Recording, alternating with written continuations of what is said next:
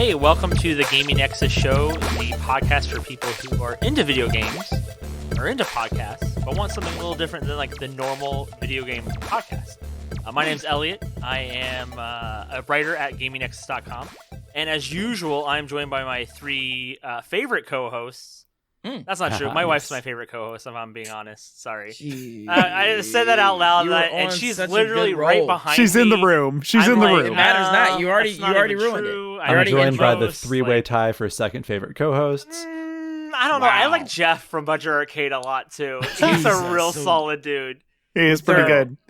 But bronze is good. Bronze looks like gold. We're 7.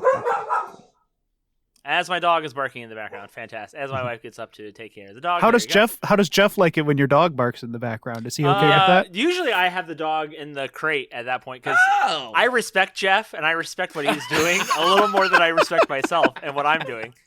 And when I'm in charge, I can do what I want, and that's what I'm doing here. Executive decision. Anyway, I'm joined by three nameless people as of yet. We have Eric, the editor-in-chief at GamingNexus.com. Howdy, howdy. We have Joseph, who streams for the site at Games in More. And wait. Hello. And wait. And he just got access to start writing. Oh, that's right. Yeah. What are you? What are you gonna? Can you share what you're gonna review? No. Oh, okay. I cannot say what I'm gonna review. Yeah. I know what it is. I saw it, but it's but I can't say it. It's under embargo. I can't say it. Well, that's like I can tell people I'm playing Shovel Knight. And I can show people like the start screen of Shovel Knight, but I'm not supposed to show them like much else about Shovel Knight Pocket Dungeon.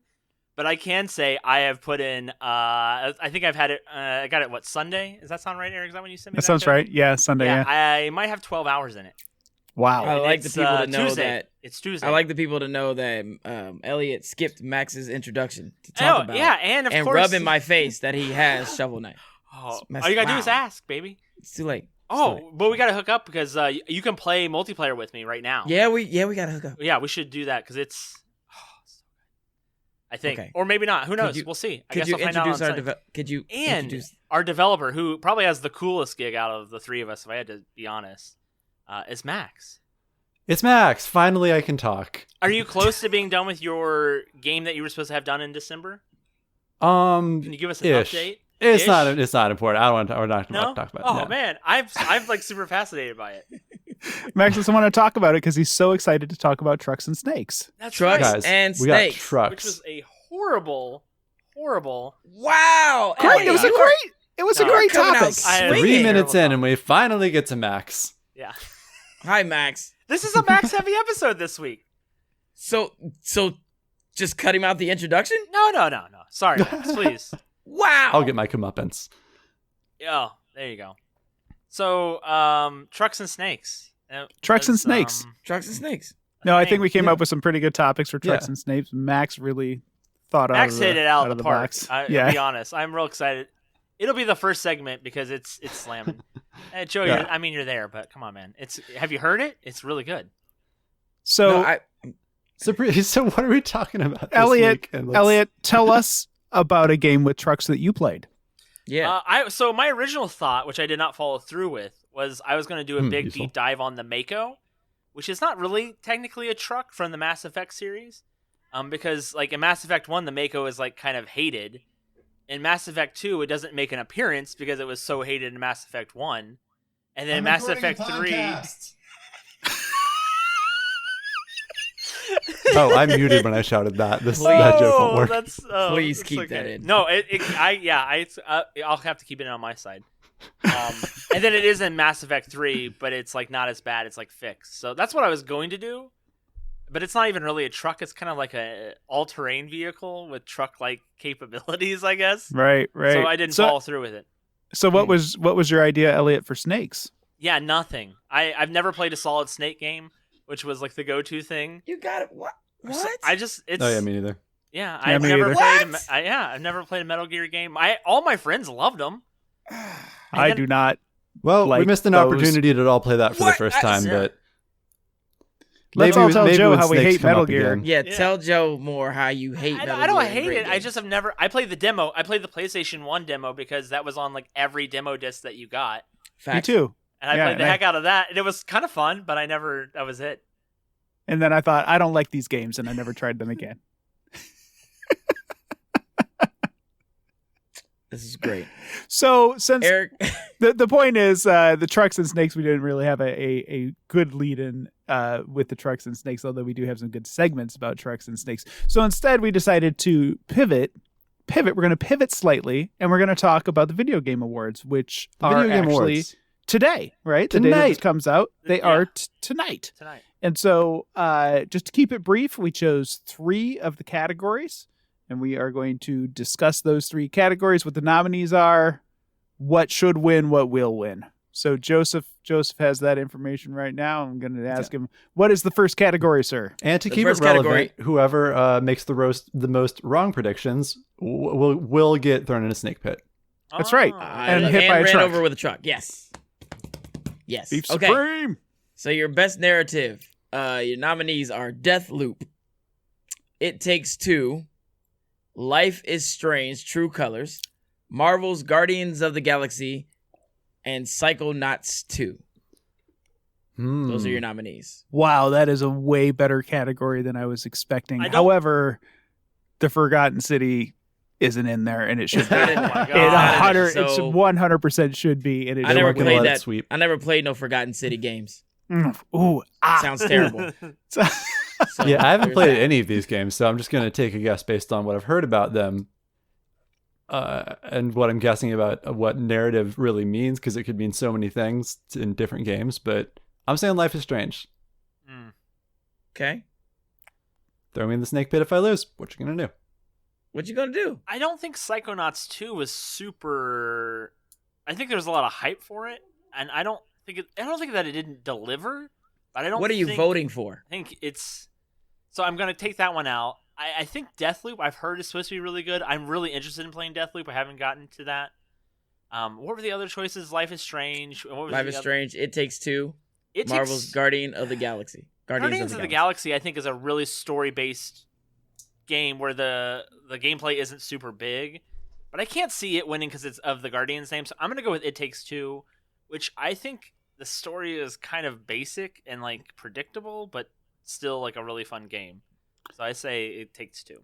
Yeah, see, It Takes Two is an excellent game. It's like in the running for my game of the year. Same. But narrative-wise, like except for the scene with the elephant, which is perhaps the greatest, darkest, most evil moment. And you played that with your daughter, right? Your young daughter. With my 8-year-old daughter. Yeah. And it has this super dark moment right in the middle of the game. And it's hysterical. Like, we were both laughing really hard because it is just so ridiculously dark all of a sudden. But that's not enough to push it up over the top. Life is Strange and Guardians both have like really excellent stories, and the performances in both of those games are superb. But honestly, I got to give it. I'm surprised to hear myself say this out loud. I got to give it to Guardians of the Galaxy. Really? Like, I just can't see them getting it.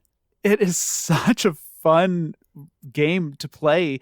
Like, the gameplay is like Tomb Raider, Nathan Drake, run into a room, shoot a bunch of dudes, run into another room, shoot a bunch of dudes. But they just chatter constantly. Like, the team just never shuts up. And it's always like moving the story forward and developing the characters. It plants seeds like 10 hours like earlier in the game that then pay off, it's Game's like long. really, really strong structurally as far as the narrative goes. And the characters at the end of the game are different than from what they are at the beginning of the game.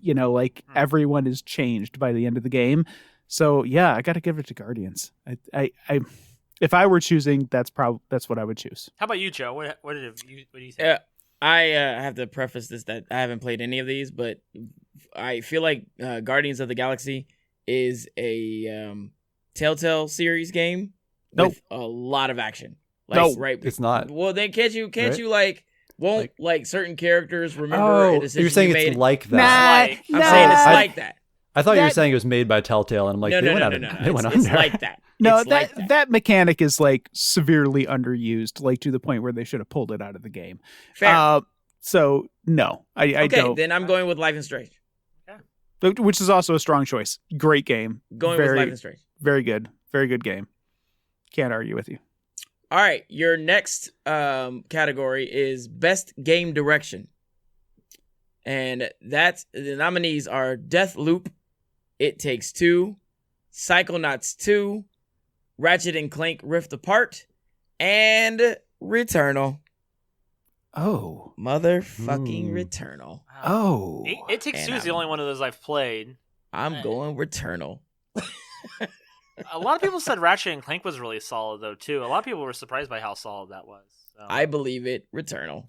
Does yeah, I believe it too. Insomniac, you know. Quick process question: how do these things get voted on? Is it like a popularity, like American Idol, like everybody votes, No, or is it like the Emmys where there's it's like the a panel it's kind of like the Heisman, right? Where it's journalists. It's like people from the gaming world. I don't know if it's no. I think you can sign in and vote. I think that's a people's cast choice. Votes right now. I think that's a people's choice one though. But I thought I thought it was you had to get like Keeley had to give you permission to be able to like vote. It's like I thought it was like the Heisman where it was like game journalists and people from the game the gaming world. Like the Golden Globes with the foreign press. Okay, is that Golden Globe? Yeah, Heisman's what I'm familiar with. Heisman's all like we are gaming journalists that Jeff Keighley is not familiar with. Yeah, to put it mildly. Yet, Jeff Keighley doesn't know us. Oh, someday he will. Yeah. Fair enough. But he Best doesn't game yet. direction. I'm sorry. We're dawdling. Yeah. All right. Max. Also haven't played any of these. I don't know what It Takes Two is. I'm picturing. I one time I saw like a preview for this game where like one person played the left half of the PlayStation controller and the other person played the right. And I'm kind of picturing that. So I'm gonna go with It Takes Two. Not too far off. Right on. Yeah. I love it. How about you, Eric? You played most of these, right? Yeah, I also am going with It Takes Two. Just structurally, it's such a cool game. Like it just changes and changes and changes, and so the way it works. Well, my recording. Whatever you're talking about, cut out. Yeah. Oh, okay. So basically, It Takes Two, Max, is a 2-player game. You can play like online or you can play split screen, and it is a married couple, and they are shrunk down to tiny little doll size, and they're working their way through their home in an attempt to get back to their daughter. Long story short. Isn't that what happened in the sequel to Honey, I Shrunk the Kids? Yes. Very much so. Yes. Yeah. It's Honey, I Shrunk the Kids, but not, they're actual dolls, not doll size. They're like dolls. They're like little put together with cork and string, you know? Yeah. That their daughter made because she was sad that their parents are getting a divorce. Yeah. Oh, so Honey, I Shrunk the Kids meets Coraline. Got it. Right. Yeah, there you go. So, like, basically, it's like 15 games in one, you know? Every zone is completely different with completely different mechanics. Yeah, and they're all very strong 2-player, like you have to work together to get past it. So it's just such a strong game and so surprising and much bigger than I expected it to be. Like it's a long game and there's so much content packed into it. I absolutely love it. It Takes Two. Yeah, the crazy part is like how replayable it is because you can play as the male in the storyline and then turn around and play as the female and have a completely different experience because the mechanics completely change in each zone and each person has a different mechanic for that zone. Right. So it's very replayable. Yeah. Joe, do you have a vote on this one? Returnal. All right. Right. Yeah, you already said that. Yeah. Returnal. All right. What's our last topic then? Game of the Year. Deathloop. It Takes Two. Psychonauts 2. Ratchet and Clank Rift Apart. Resident Evil Village. And Metroid Dread. No. I've played very little Dread. But man, is it good. I'm going Metroid. So I'm going Metroid Dread. I still haven't played any of these either, but I'm going Metroid also. That just seems more Game of the Year-y than any others, except it maybe came out of Returnal. nowhere, and it was amazing. And it's Elliot, correct me if I'm wrong. It's the highest selling Metroid game. Yeah, by far too. Ever? But that's not saying a whole lot because like the last The Metroid games don't sell. Mhm. they don't sell, and they like the last group of Metroid games are very different, right? They're like first person shooters versus like actual Metroidvanias. Sure. You know, Like Federation so Force. you know, The last Metroid game was like Game Boy Advance, right? Yeah. No, they did the Wii ones, Prime 3. Yeah, but those are like first person shooters, right? They're not Oh, right, so like right. the last like side scrolling old Yeah, school like Metroid game. Metroidvania style. Yeah, the last one was Metroid Fusion in 2004. There was one right before or right after that, but It was a remake of the original Metroid game. Yeah, that's right. You're right. So yeah, Fusion, which is crazy. Which I remember buying that as a kid. Like, Yeah. that's how long. I mean, it's crazy to think that's how long it's been. Oh no, Samus Returns came out for the 3DS. Oh, Again, okay. And it was a remake of Metroid 2 for Game Boy. It's still Yeah, a while, right? Yeah. Sorry. I think it would be a huge upset if Metroid actually took it. Like, I I don't think know so, if too. anybody is realistically expecting it to win. Man. That being said, did Hades win last year though? Which kind of shocked people. Am I wrong in that? Sorry, now I'm derailing and someone did. you're derailing. Vote. You're derailing, Snakes Elliot. are on the line. If you Out think of I don't all have a those- room for a snake pit in my yard, you are mistaken. Out of all of those, I would choose It Takes Two again. Like, yeah, it wouldn't be my number one. There are other games that I would consider Gotcha. for the Forgotten best game City, of the we year. gotcha. Yeah, we heard. Yeah, Forgotten City, Inscription, I think, and It Takes Two is high up there on that list. So Game of the year last year was The Last of Us Part 2. there you go. Very predictable game of Mhm. the year. It also Yeah, won Best Game Direction and Best Narrative. So there's that. It's interesting because there Kinda really deserves aren't any of that kind of a game this year. Like none of those big big studio, big franchise sorts of deals hitting. Like I hadn't even heard of It Takes Two. I'd heard of Returnal, but that seemed like kind of when it came out, kind of a left field thing that people didn't know a lot about beforehand. So that does make this year kind of a weird one. Yeah, I wonder if it's kind of COVID based or not. You know, I wonder if people are pushing think off very some likely, bigger yeah. stuff for another year. Just like so much stuff got delayed that those big ones probably got pushed out further because it needs so many more people to put them together. Yeah, I think it's anybody's game really, as far as these games that are listed. Any one of them could win. You know, it's there's no clear shoe-in. You know. But Mhm. also, it's kind of interesting. Like all three of these categories, and a lot of the same games popping up again and again and again too. So I think Max, I think you're kind of right where it's kind of not a super, I don't know, big variety this year. I don't know. Mhm. Yeah. There honestly haven't been a lot of like really big bangers this year. You know, we've had a couple big Ubisoft games, and then these games that are on this list. You know, Yeah. new Resident Evil game. But there hasn't been like a big show-stopping game like The Last of Us Part 2 was last year. Do we want to do a very quick, different nominee since we can't kind of pin down this one? Sure, Very quick. sure.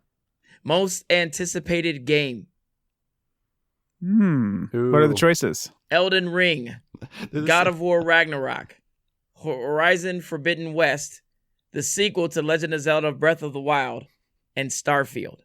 Starfield. I think is this just you personally, or are you making a prediction? No, because this again, is the Eric, thing. snakes. This is the thing. Starfield or Zelda for sure. I'm going Zelda. Who's gonna win? Probably Zelda. I think Zelda's Like, gonna win too. It's Yeah. pretty safe. Do you think Zelda comes out next year? No. Yeah. I don't No. think. I think either. this list I think is it comes- identical to the list I'll play- last year. I think last year's list was for anticipated this year was Elden Ring and God of War and Horizon and Zelda. God of War. I'll put man. $100 that it comes out the next year. I'll put $100 on it. Who wants the money? $100 that it's gonna come $100. out. That it's gonna come out That- this year, like Breath- 2022. 2022. Breath of the Wild is sequel to coming Breath of the out. Wild is coming out. You're on. Yeah. You're Yeah, I on. $100? almost wanted to take it too, but yeah, no, go for it. You're $100. on. I don't think it's $100. Joe. Done. $100. All right. Yeah. Wow. You heard it here first, folks. Bet it is on. And on that note, Music Matrix.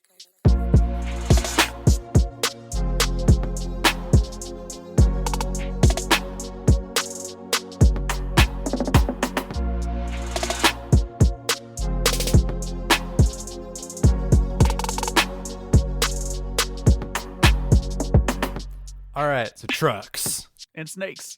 Eric, what do you know about the rumor of the Mew under the truck? I have never heard of this before. Like you posted something about the Mew in the truck, and I initially just thought this has to be a Pokemon thing because Yes. like Mewtwo, I remember there was a Pokemon named Mewtwo who I guess was the second incarnation of Mew. Yes, But as the name implies. okay, so And you know what trucks are, right? I am familiar with trucks.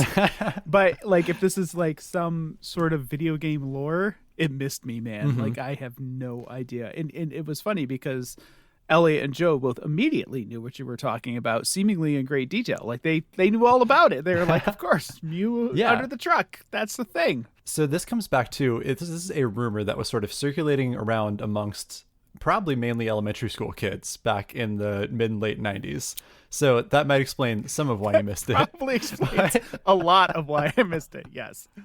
So in Pokemon Red and Blue, as all the advertising and context in the game would have you believe, there's 150 Pokemon and you've got to catch them all. Sure.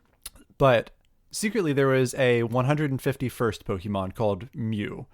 So Mew is sort of a mythical Pokemon, both in the lore of the game and in reality too, because hypothetically there's no way to actually get a Mew within the game. But okay, so to And- be clear, he's hidden in the code of the game. Like he's not Yes. actually in the game. He's in the code of the game. Yeah, yeah, that's a good way of putting Okay, it. okay.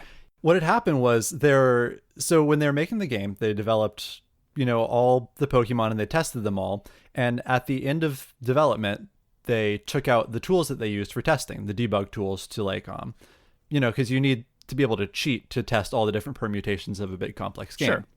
So on a Game Boy cartridge, space is super limited. So those tools took up about a Pokemon's worth of space. And after they took them out, one of the programmers, sort of as a practical joke, was like, well, this is enough space for another Pokemon. You know what Pokemon we really should have? We keep talking about Mew. We've got Mewtwo. I'm just going to put Mew in. And just sort of unilaterally, like after they were told, don't do any more work on this, it's all tested, it's all good, just sort of snuck another Pokemon in there. As devs are known to do. Sure. So this went under the radar for a decent amount of time, and eventually sort of came out that there was this secret Pokemon hidden in the game with no real way to get it. If you like Red and Blue, sort of one of their mechanics was not all of the Pokemon are in either of the games. Some of them, like in like Growlithe or Vulpix, you could only get in one or the other game, and you would have to trade. Right. Thus so- two versions. Kids want to buy both. Right. Or I think the idea was that like, oh, you'll have to be social and trade with your friends. Yeah. So let's stop for a second because I've never really understood the mechanics of Pokemon trading and how that actually works or worked back then in the Game Boy era. So is that something that was done through that little cord? Like you would take your Pokemon, your Game Boy, and you would hook it up to your friend's Game Boy through that little cord, and then you could literally be like, "I'll give you this one for that one." Yes, exactly. Okay. And this actually plays into Mew. Wait, could you screw your friend? Could you be like, "I'm going to give you this awesome, Squirtle," and then like dog him with a toad. I don't know the names of Pokemon. Yeah, You can lie, right? Because totally. the transfer happens simultaneously, right? So you can screw over your friend. Okay. Just Yeah, making absolutely. sure. There's no confirmation. Your only recourse was then to just like Punch your friend. beat him up. Yeah. Right. Okay. So when they created Mew, it was sort of like an in thing for the developers because they could, through their their computers, edit in a Mew into their games, and it would they would be the only person that could get them. Eventually, they started running promotions about Mew, and they made sort of contests that kids could win to get a Mew because, right, hypothetically, there's no way you can get this Pokemon within the game through normal means unless you hit some weird glitch. So the way these contests would work is if you won, you would literally mail your copy of Pokemon Red to Game Freak, and they would plug in 2 Game Boys and trade you the Mew and then mail it back. Seriously? That's how they did it? It wasn't like a code or like... because it's not like they could patch it in there so that they could deliver the code. They literally had to trade it onto your... That's hysterical. Every officially obtained Mew is like a hand-done process. So sort of as this came out, people are pretty excited about this Mew, and you really can't get one. And it was a big character in this Pokemon the first movie, which was really big. so naturally a bunch of rumors started going around of like, well, if this Pokemon exists, like there's got to be a way to get it. They would never just put a Pokemon in the game with no way for me to get it. Right. So we get to the truck here. So the reason that the rumor was that there was a Mew under this specific truck is because there is one truck in the game. So really? Okay, Yeah. so are there cars in the game? There are vehicles No. in the game. No, there are no cars in the game. No. There's just a truck in the game. Mm-hmm. There is a single truck in the game. It's south of Vermilion City, I think. You can sort of, if you go to this boat dock where there's a cruise ship you can go on, but then you hop on one of your Pokemon and sort of surf around the corner instead, you can find this tiny little square, like little weird shape of land that just has a truck on it, and that's all that's there. Okay, It's so I super weird. could see why this is suspicious. Yeah, I understand It's why people very would suspicious. expect there to be something there. Yes. Yeah, so I think it's only natural. So I think what it actually is, it was just some cut content that in some oversight got left in the game, made it through. It's, it's not a big deal to leave a truck lying around in a video game. Right. But it does stand out. So honestly, the rumor kind of makes sense. And there's a couple other things that I think are also pretty fascinating with the original Pokemon games that also gave credence to this, that made it more believable. And let's level set. This is the first Pokemon game, right? Like Yes. Red and Blue were the first ones, right? So are we talking about like old school Game Boy or Game Boy Color? Like Old school Game Boy. old school Game Boy. Okay. Yeah, this is mid 90s. Okay. Okay. So this is the first time anybody's seen a Pokemon. Game, and so Yeah. it's only natural that people would be trying to like figure out how it works and what weirdnesses are there and what weirdnesses are not. So Exactly. okay. And there's a lot of weirdness in these games. So Pokemon Red and Blue, or Red and Green in Japan, they're released with a lot of glitches. Like it was kind of a scrappy endeavor for these guys to get these games out. And one in particular, I think, is something that really fed into the rationale behind like, oh, I could probably catch like Pokemon that they say you can't catch. Have you heard of the Pokemon Missingno? No. You're not a Pokemon guy. No.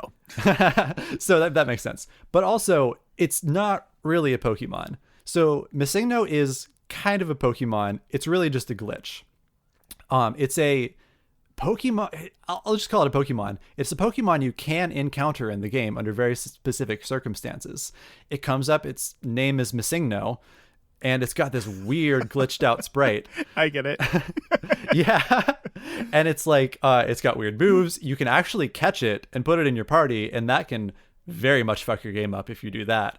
But the way that it worked, I think, is fascinating. Whenever you go into like, tall grass is where you find Pokemon, or if you're surfing around in water, you can find Pokemon there. They're random encounters like in a JRPG. Right. So what the game does is it looks up it looks for a table for the area you're in to see which Pokemon are available to appear in that area. Because one area will have maybe like if you go into the Viridian Forest, you'll find Rattatas and Metapods. If you go into if you're out at sea, you'll find fish Pokemon and jellyfish Pokemon.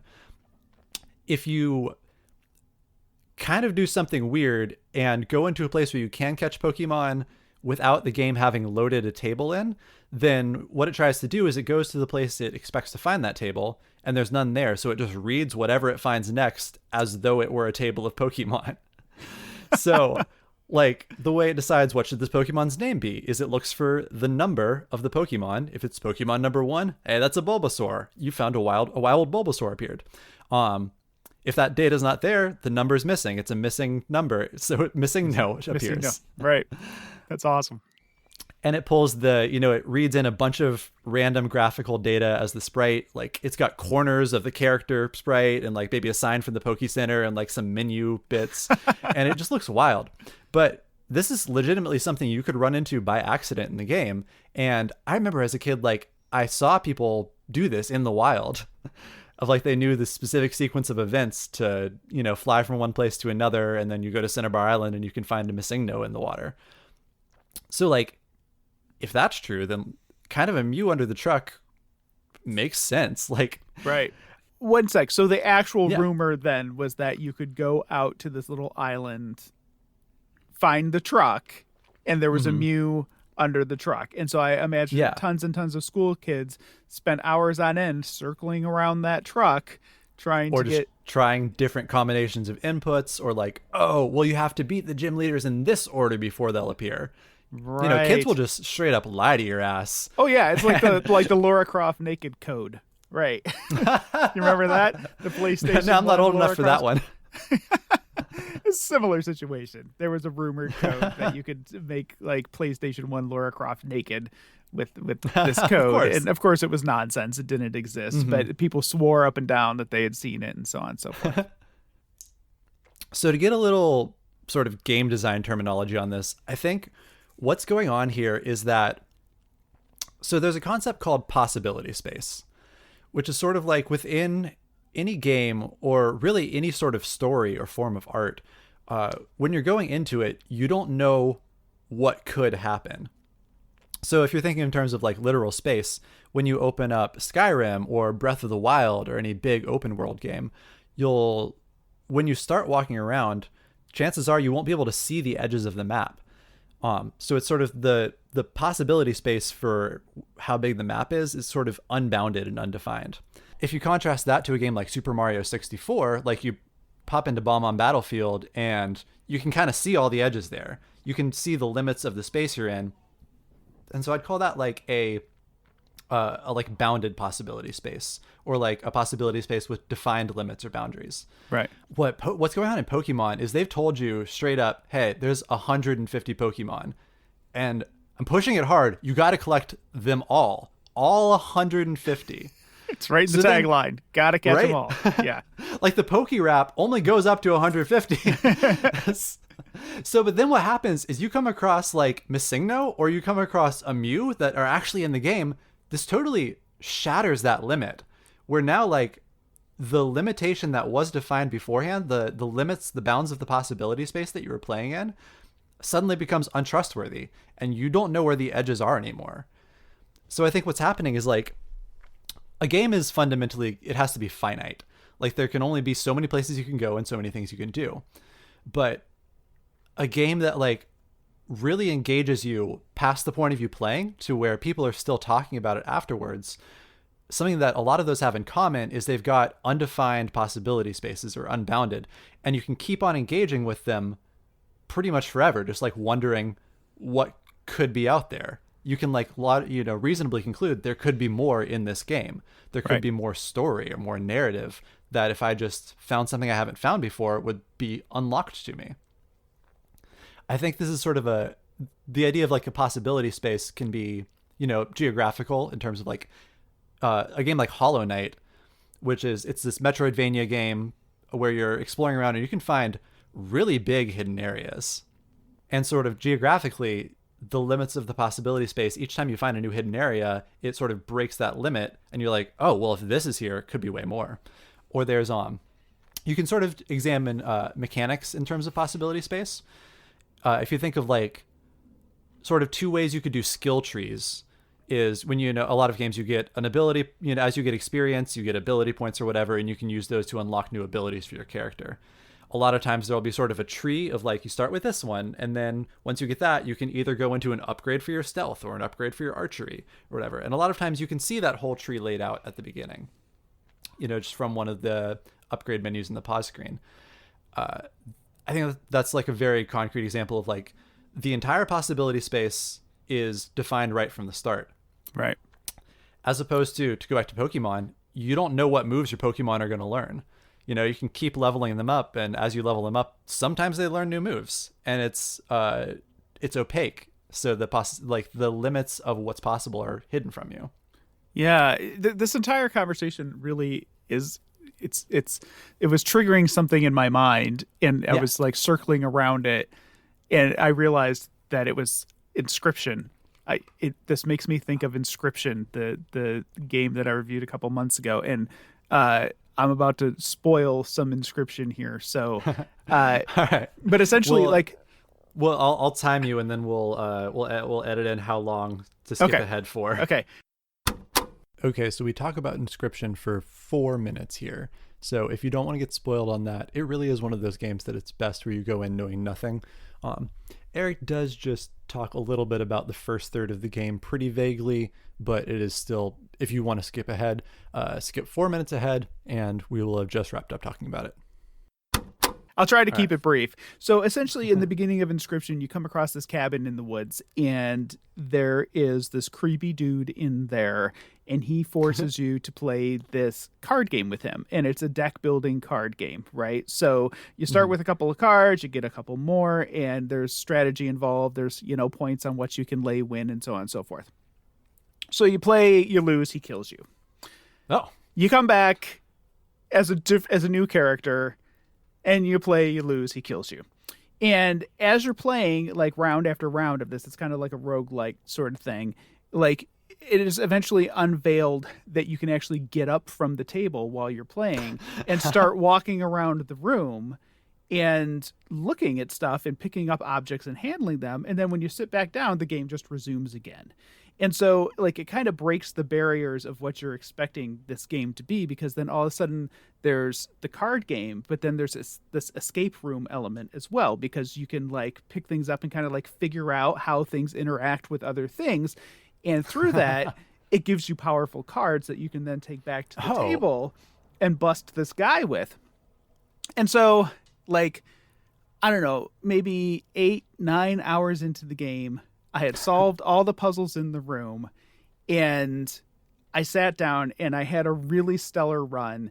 And, like, you play hand after hand after hand with this guy, and every, like, 3 or 4 hands, there's, like, a boss battle hand, and you have to figure out the mechanics of that, and then you move on. And it kind of has a Slay the Spire sort of thing where you have a little pawn, and it doesn't matter. Bottom line is I beat the guy, and I was like, I beat this game. Like, I did it. I wasn't sure if I was going to be able to.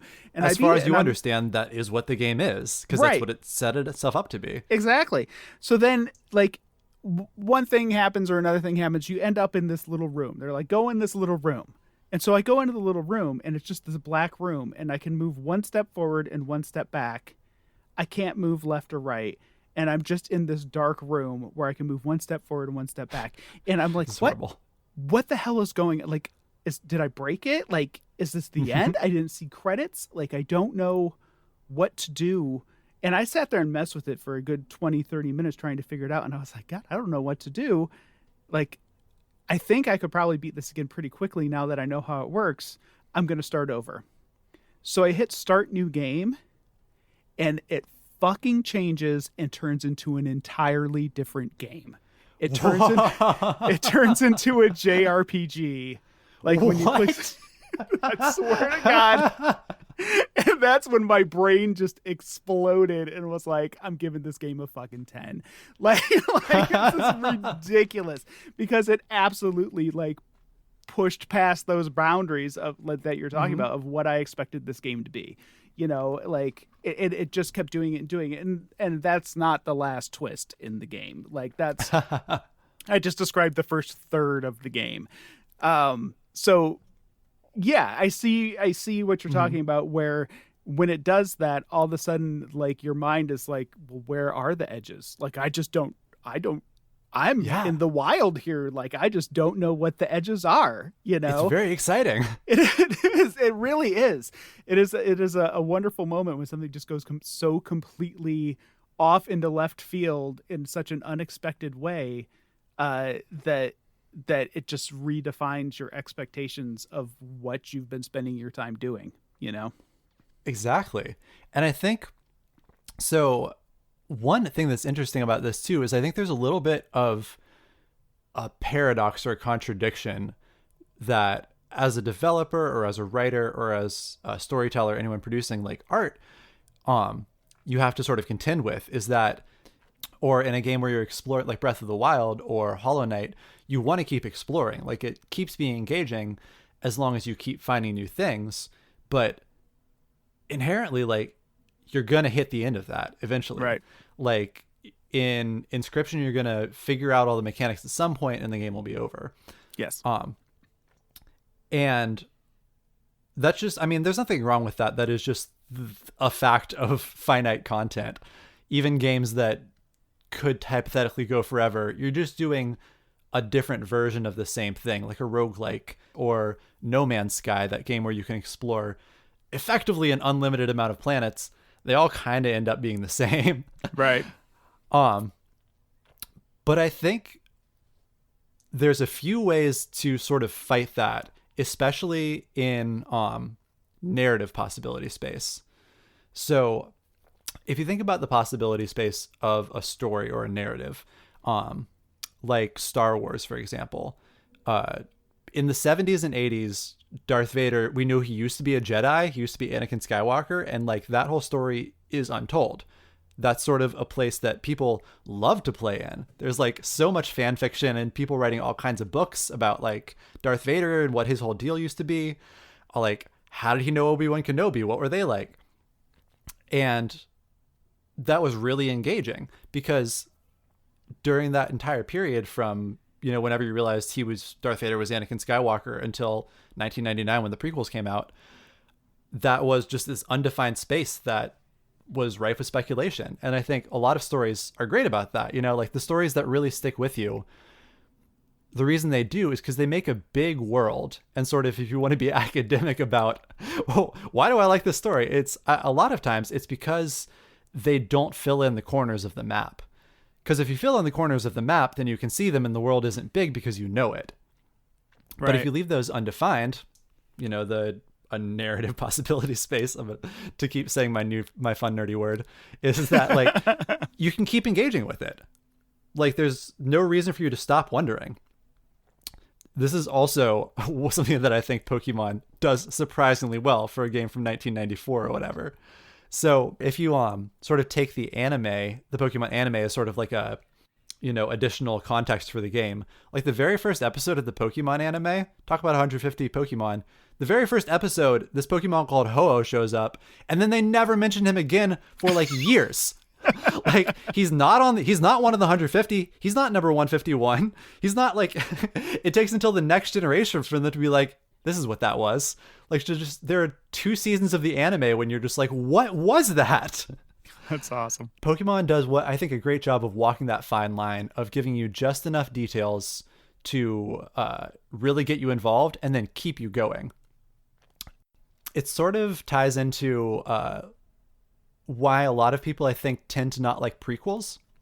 No, I think this is a very valid piece of the conversation, and I was going to bring this up too. Oh, right. I mean, essentially, yeah, it fills in those blank spaces. Exactly. That people valued and treasured, you know? Yeah. I was thinking in terms of Star Trek II, The Wrath of Khan, which was an absolute favorite when I was a kid. And it was one of the few purchased videotapes that I owned, and I watched the crap out of some Wrath of Khan. And I did not know that it was based on an episode of original Star Trek and that Khan was in an episode of original Star Trek. And so, like, I watched this movie 50 times, and Khan was just this dude that Kirk had abandoned on this planet, and he was pissed about it. Like, he was mad, and they were having a big space battle in space to like duke it out over. But I didn't know the history. And so then eventually I, of course, you know, came across the original episode of Star Trek with Khan in it, and, you know, it filled in those blanks for me, and I was kind of like, yeah, okay. It's kind of you know, disappointing. it is kind of disappointing. And of course that was a narrative that was done in the right direction. They did the background first, and then years later revisited it. But just the way that I experienced it was, you know, I saw the ending first before I saw the beginning, and I didn't need the beginning, you know, like the beginning wasn't necessary for me to, you know, enjoy the story. So yeah, I think that is a huge part of the backlash for the Star Wars prequels was we didn't need that. We didn't need the pod racing, you know, like there are parts of it that is cool to see played out and fleshed out and so on. But it's like not showing the shark until halfway through Jaws. Like sometimes your mind can fill in those blanks and you're perfectly cool with that. Yeah. Or like why horror movie monsters are much more powerful before they show up. Or why, like, the world, I think, because the world and the space that you're imagining is unbounded, and it just gets smaller when you know. But the fight, the problem is you really want to know, right? Like people get so excited for prequels because it promises, like before a prequel comes out, the promise there is like, ooh, you're going to get to know more about this stuff you already wanted to know about. So like hypothetically, this should be perfect. This is exactly what you think you want, because you like, I wanted to know, like, well, I mean, I'm a baby. I don't know. Well, not a baby. I'm old. My knees hurt. But like, you know, but like everyone wanted to know like what was Darth Vader like as a Jedi, and here like we're gonna find that out. That seems like it should be really cool. Or like, but then the answer turns out to be he was a whiny bitch, and then nobody's happy with that. Well, all right. Well, here's an interesting thing that I was sort of thinking about in relationship to this, is that is going to be a hot take. I think the prequels, Star Wars prequels, not universally because their acting is very bad, but are kind of good prequels in a way. So like they absolutely do make the world a lot smaller. Like Obi-Wan Kenobi's offhand mention of, oh yes, we've fought together in the Clone Wars, spawned so many books about clones because people were like, what is that? I want to know. And then there's the whole animated series, the Clone Wars, which, I mean, it's excellent, but it's not what anybody was thinking. And it just turns out, oh, it's just a bunch of G.I. Joe guys, or like, you know, like Green Army men, but white art. Like, that's kind of disappointing. Right. But for as much as they made the world of Star Wars smaller, they also made it bigger in other ways. Like, because they introduced a lot of new characters, like, what's Mace Windu's whole shit? Like, he seems like a dude with a past. Like, how did Yoda end up the Grand Master of the Jedi Council? And like, why can't they see the dark side? Like, it does introduce a lot more questions that, as much as they're kind of a disappointment in a lot of ways because they closed off that world and made it smaller. Now, but they do open up more questions, and Star Wars continues to do that. It does. Like, look at the Mandalorian with the baby Yoda, Grogu. You know, that opens up all sorts of questions, like, who are these Yodas? Who them Where Yodas? are they coming from? Why are there only 3? Like, why are there more of these Yodas running around? So, yeah, you're right. Well, I think the better example of a horrible prequel than like Phantom Menace is Solo: A Star Wars Story. So, did you see that one? The Han Solo movie? Yeah, I liked it. Here's the thing. I think it is, as a movie, it's a lot of fun. It's a very fun movie. Yeah. But and like I think that's sort of a separate thing too. The whole like, how does it? It's a very fun movie. It's got like fun action. It's a good time. But that's sort of separate to what it does to the world of, you know, as a prequel. What does it do to the world of the original story? Because it gives you a lot of answers. It gives you answers to questions you didn't really have. And it fills in so many blanks about one of the coolest characters. Like, Han Solo is the archetypical cool guy. And it takes away his mystique. Yes, exactly. Like, his mystique is kind of what made him cool. Like, whereas the prequels answered questions that you really wanted to know the answers to, Solo answered questions that you did not need to know. You did not need to know. You didn't even care. You know, I did not care where his last name came from. Right. And it's such an underwhelming answer when you find it out. It's like, boo. That's sort of the double punch of like, not only did you not have this question, but also the answer is extra bad. Like, you might have probably wondered, how did Han Solo and Chewbacca meet? And like, hypothetically, you could spin it of like, oh, they met during a war on an Imperial. Like, that could hypothetically be cool.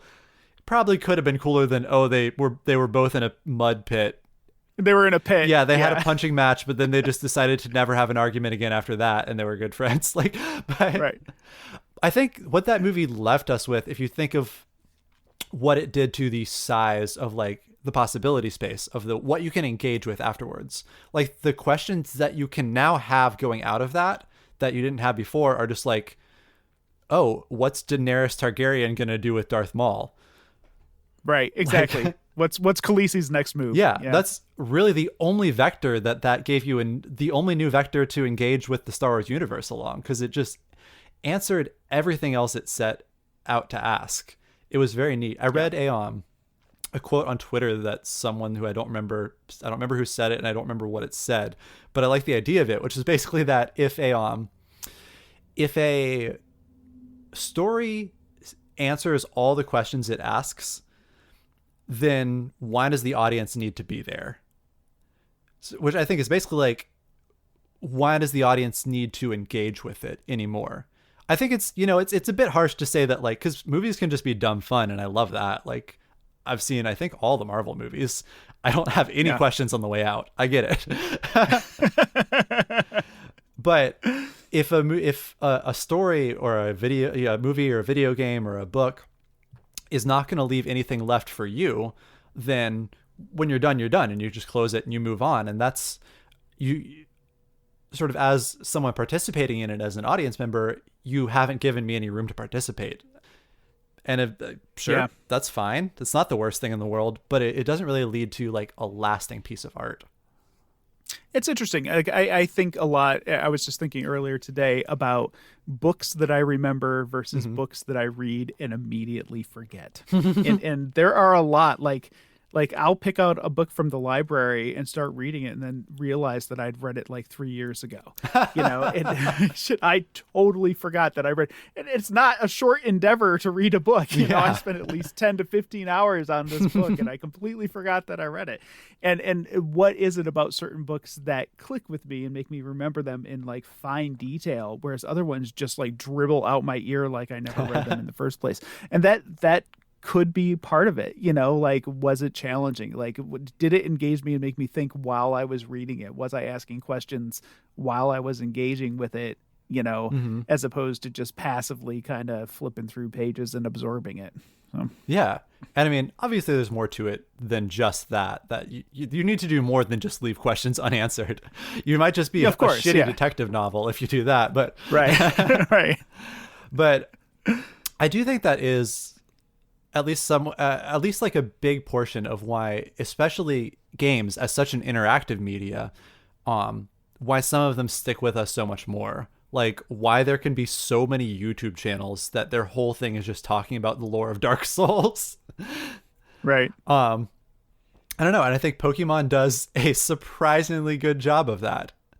And I think it, in some way it comes down to the fact that, like, when you give this player, you have to give a player a space to play in, and you can't give them an unlimited space. So what you can do, though, is give them some walls and then punch just a couple holes in them and imply that there are a lot more. Because, like, if I know there's 150 Pokemon and I come across number 151, then there could be 152 and 153. And who's to say Pokemon 153 isn't under that truck? Right. Well, that seems like a great place to end it. Well, that's my truck story. All right. Well, back to whatever is next on the Gaming Nexus show. Cool.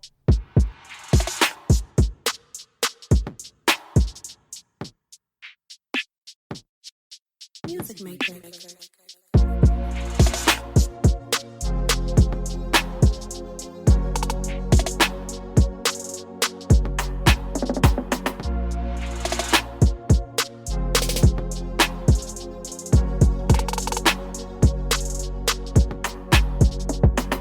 Welcome back to the Gaming Nexus show. I asked Joseph here today to join me because I couldn't help but notice that he's been playing Returnal. And not only has he been playing Returnal, but like Joe's a lot like me. Like, he bounces between games. He streams things once and then like streams something else the next time. It's true. And I've noticed that you've gone back to Returnal 3 times. That's in right. In the past week. The last 3 streams. The last 3 streams has been all Returnal. So how's the audience been for you, like, streaming the same game? So the audience is with streaming with me, the audience is always different because they just come at different times. Like, they know what they want to watch and they know what they don't want to watch, and sometimes they're there and sometimes they're not. So I've had 3 completely different audiences. One person actually was like, because I was like, you remind me of the female, protagonist in Returnal. And she looked it up and she was like, oh, you got to stream it. And I was like, I already did. I was like, so here's the link. And so since then, she's been watching. And then another friend of mine asked if she should get it. And everybody was like, it's hard. And I was like, oh, no, it's very hard, but you're going to love it. And I think I need to heap every bit of praise on Returnal. Yeah. Well, okay. When I was playing it the first time, well, the only time when I played it, it very much felt like a Joe game. Like the whole time I was playing, I was like, man, we got to get this in Joey's hands. Like he's gonna just love this because you're a bullet hell guy. I'm a bullet hell guy. That's your jam. Yeah, and then I'm a roguelike guy, which again I did not know I was a roguelike guy until I've played Enter the Gungeon. Yeah. And then Enter the Gungeon. And that's exactly what got me hooked, right? Because Enter the Gungeon is the same thing. It's just, it's an overhead, look or whatever. But you can teleport between rooms. You can find secret rooms. It's bullet hell. Enter the Gungeon is insane. So Returnal, I think what happened is they took Enter the Gungeon and they said, we can make this in 3D. And they did. It's Enter the Gungeon in 3D. And it is dope. It is so good. Yeah, it is so good. Can I ask how far you are at this point? Not even past the first boss. Not even past the first boss. I've played it for a total of 7 hours. Not even past the first boss. That's what Returnal does to you. Returnal is the game where for those of you listening who don't know what roguelike games are, roguelike games are they basically put you in completely vanilla. It kind of gives you a tutorial of things you can do while you're doing things, like you can roll and you can shoot and you can dodge, and that's it. You have fun, Here's the map. The map will tell you kind of where things are. Go and do this first, because it'll help you. And then once you do that thing, here's this monster that kills you, and you start over. Right. It's definitely, it's a learn by experience situation. Like, you're going to run until you can't run no more, and then you're going to die, you're going to lose all your shit, and then you're going to start over again. Right. And so with roguelike games, the idea is that there are permanent upgrades, right? So if you find a certain weapon, it's permanent. You have it permanently throughout the rest of the game, but you lose the rest of your shit. So roguelike games, you get bonuses, you get weapons, you get, whatever it is. Sometimes you even keep your money or currency or whatever the shtick is for that particular game. There are permanent upgrades, but at the end of the day, you lose all your progress. Your just weapons, go back through, and then it's randomly generated over and again. So you're never going through the same one twice unless you save your cycle. In Returnal, you can save your cycle, so you can go through the same one twice. But which is new. That didn't exist when I was playing it. Yeah, they should have never added that shit. They should have never added it. The game is fucking phenomenal. It is phenomenal. It's amazing. Yeah. What's your okay? So you have unlocked the arm sword thing, right? Yes. You've got that? Yep. That's my jam. Like those dog things, I call them the dog things. They're the primary, first enemies that you fight, they just come in from all directions, and you basically, when you go into a room, first order of business is clear out the dog things. Right. I don't even shoot them anymore, man. I just run up on them and hit them with my sword thing, because it's very, very effective. I don't know if you've tried it yet, but just jump over the bullets, hit them with the sword thing. Yep. Done. Definitely tried it.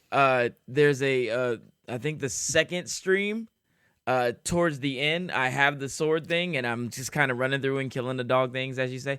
But I did not know that.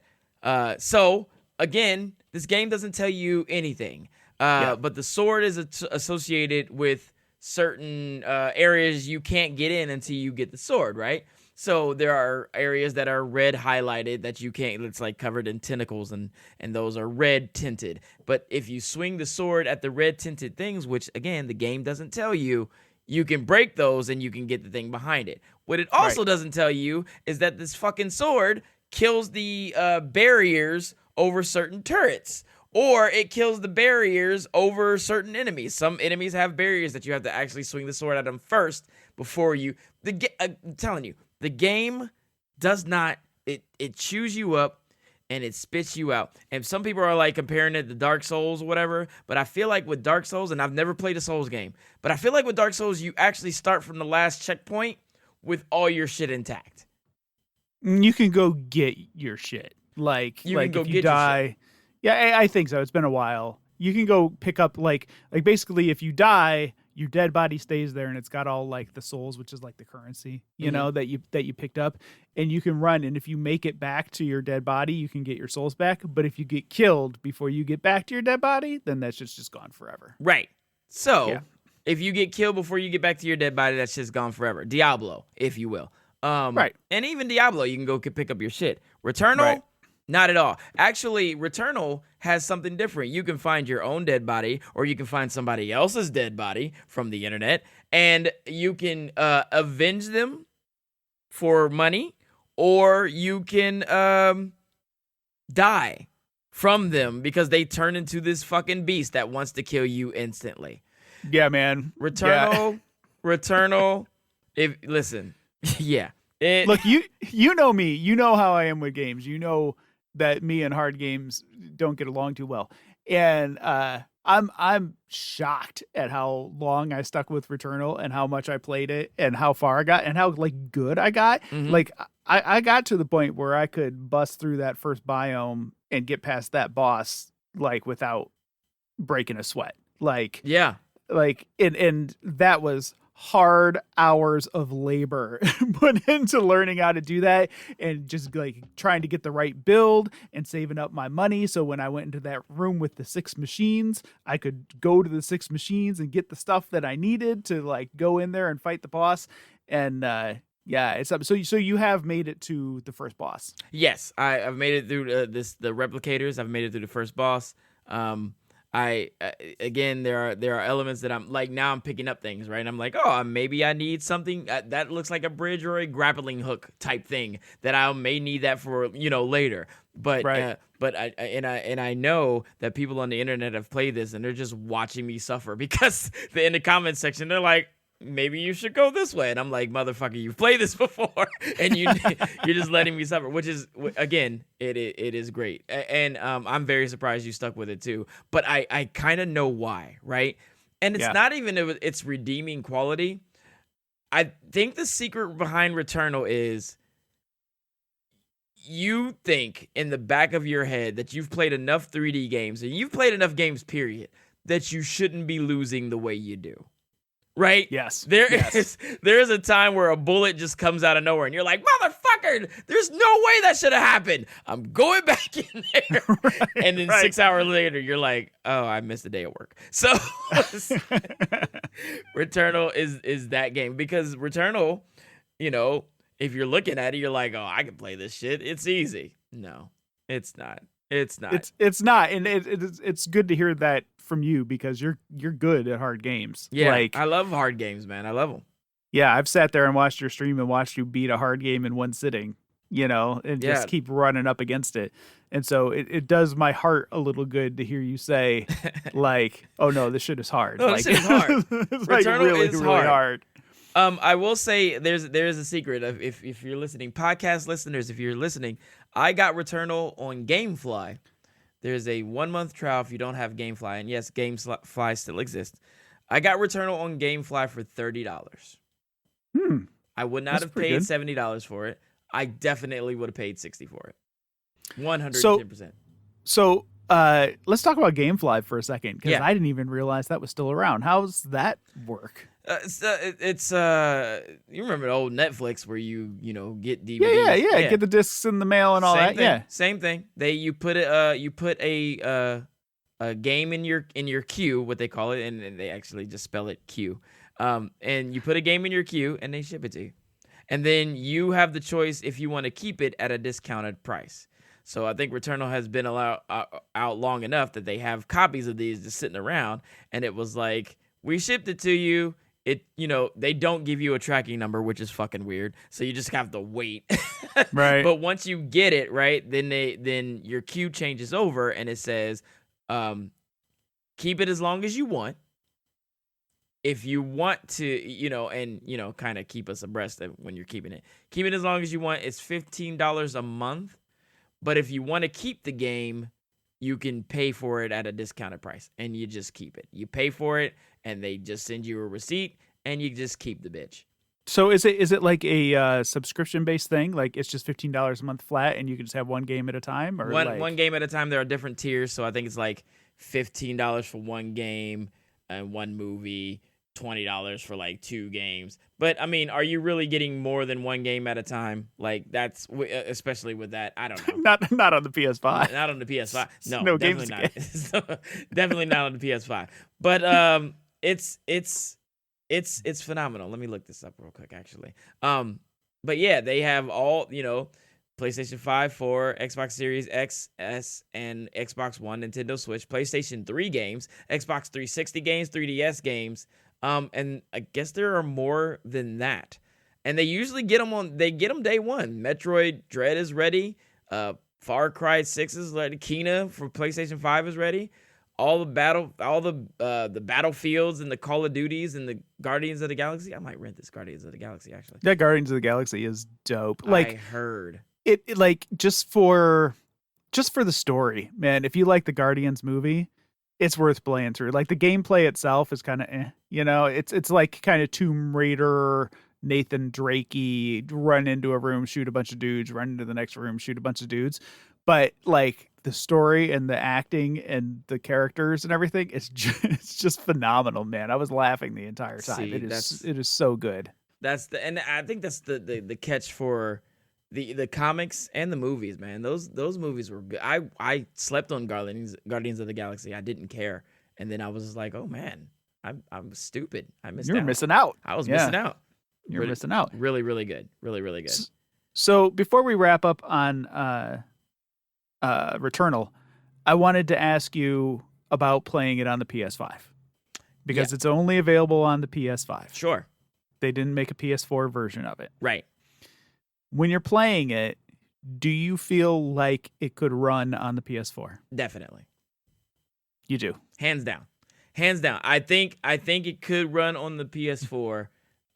Definitely the Pro, but I think it could run at 30 frames. I think it could run at 30 frames on the PS4 on like a native PS4, whatever. Maybe 60 frames on the PS4 Pro, but I definitely think it could run on the PS4 because it's dark.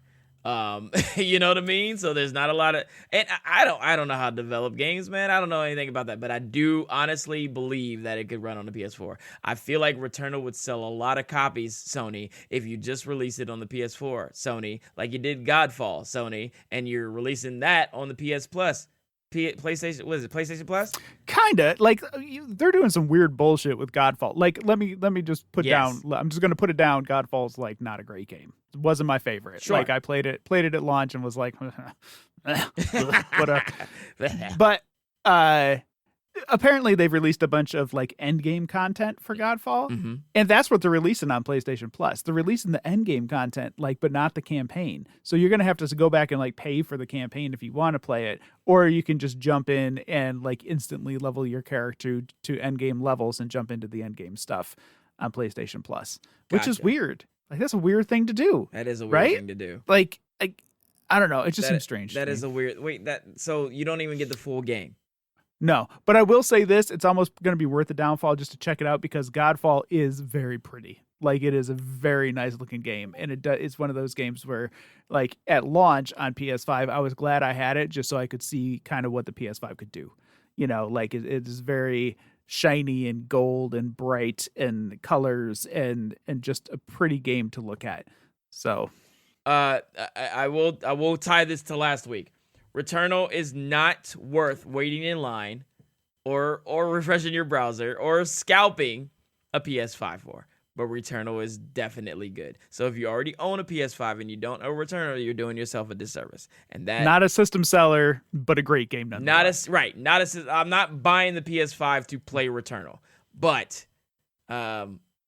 if I have a PS5, I'm playing Returnal. Right. It was actually the first thing I looked for. And shout out to my boy again, Bobby. Bobby is the man. Bobby has all the secrets. So I keep referring to him as just Bobby. But Bobby, you know who you are. You are the man who hit me to GameFly. You are the fucking man. So real quick, as far as like gaming Nexus games that you're going to be streaming coming up soon, what have you got on your plate at this point? We have a new Asteroids game. And that's embargoed until the 7th, right? So a few days. Asteroids Recharged. There it is. Right. Asteroids Recharged. And that's embargo until the 13th. There's a separate like till streaming the embargo. The 7th. Yeah. Okay. Know what I'm saying? Gotcha. So yeah, Asteroids Recharged, and then Clockwork Aquario, which is already out in Europe, but it doesn't come out in the States for another week or so. So No, cool. Yeah. That'll be fun. The reason I'm asking is because there's this game on Game Pass that just really also strikes me as a Joe game, and it just came out the other day. It's called Archvale. yes, It's by Humble Games. Yes. And it's on Game Pass. yes, And it looks like Blitworks meets Bullet Hell. Oh, yeah. That's what it looks like to me. And I was watching the trailer on here, and I was like, "Oh, Joe's got to check this out." gotta do it. It's gonna happen. Yeah, do it, man. It might- Archvale just came out on Game Pass. Like, if you look at the recently added, it's the first thing. It's the very first thing that pops up. So, Gonna do it. It's gonna fucking happen, and you know that because you know I love that stuff. yeah, man. Yeah, It man. is all you. Shout out Do to it up. Gaming Nexus, man. You guys are motherfucking. You're the man. You're the man. You're the man. You're You the guys are man. I'm gonna Games fucking do Award. this shit forever. And ever and ever and ever. Yeah, I feel the same. I show no signs of stopping. Yes. Yes. Fantastic. So yeah. All right, and I just real quick before we wrap up, I wanna say this wraps into the theme of trucks and snakes, because sometimes the bullets that are coming at you are in the form of snakes. That's true. And if you order it from GameFly, it will come on a USPS truck. That's right. Ha-ha! Trucks and snakes. Trucks and snakes. All right, back We to did it. the next segment of the Gaming Nexus show. Woohoo! Music maker.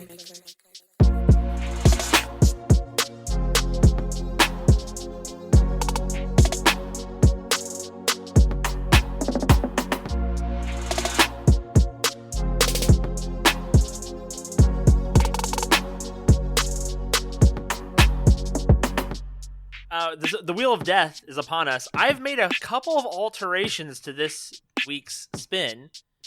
Max has not gotten to make a choice, and I have not gotten to make a choice yet. We've only done 2 So- weeks. Put your names on there twice. So our names are on there twice. okay. Yes. Eric's and Joe's are only on there once, and I am recording the screen this time, so you'll know if I'm telling the truth or not. So I'm going to click the spin, Oh. so we'll know if I'm being honest. I wouldn't Other let Eric times when win you twice. can I'm really lie. gonna. Oh my god, are you fucking kidding me? God damn it, Eric! Yeah. Eric. Don't fuck this, man. Eric. Should be something Eric, decent Eric. this time, please. Eric. Just because I never expected horses. Yeah. Cool. So I will again edit next in 2 weeks. That'll be the end of that. Fantastic. Well, let's just end it there. Fuck you guys. I don't give a fuck. Why does We're done. Elliot We'll hate come back in horses 2 weeks. so We'll be talking about much? horses, I guess. Yeah. Horse girl Eric. There's a lot of horses. There's a lot of there's horses. more horses. There's more horses in the. Yeah, you're right. Congratulations. There's Congratulations. a lot of. You're one step above fucking trucks and snakes. Elliot All right. is angry, and that makes me happy. So thank you guys for listening. We appreciate you. See you in a couple weeks. Bye, y'all. Bye.